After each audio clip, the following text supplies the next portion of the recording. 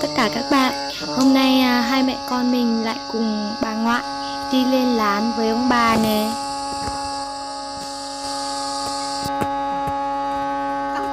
Ông trâu.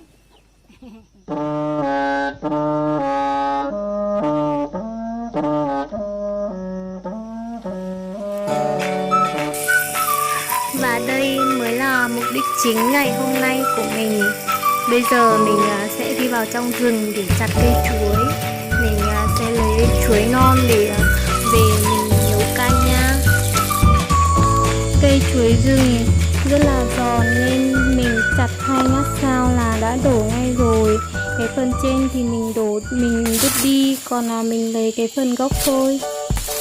Hôm nay mình chặt tổng cộng là 3 cây chuối. Chặt xong như thế này mình sẽ mang về lán, rồi mình lại móc vỏ tiếp.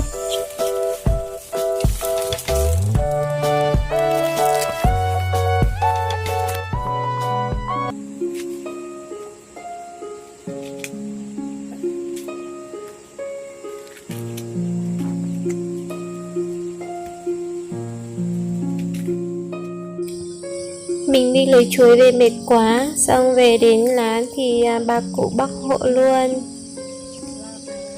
Và đây là thành quả sau khi bà cụ bóc nha. Ông cụ của Thỏ hôm nay đi nhận huy hiệu 50 năm tuổi Đảng, vừa mới về đến lán nên là bà đi hái quả dưa này về cho ông ăn. Tại vì bà không có răng rồi nên là ông sẽ bổ quả dưa ra làm hai. Sau đấy thì lấy thìa ra để nạo cái thịt dưa ở bên trong cho bà với ông ăn nhá. Ông bà mình thương nhau lắm.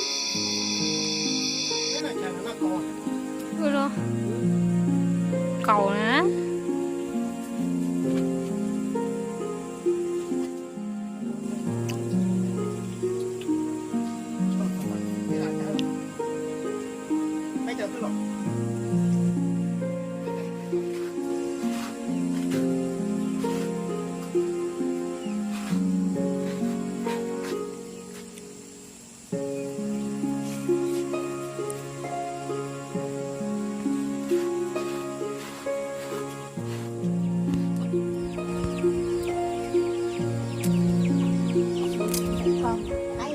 Ui.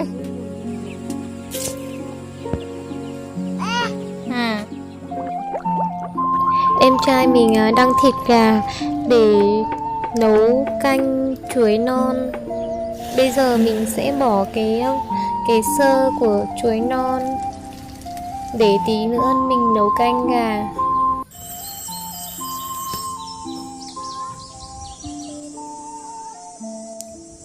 Gà quê thì ngon nhất vẫn là luộc.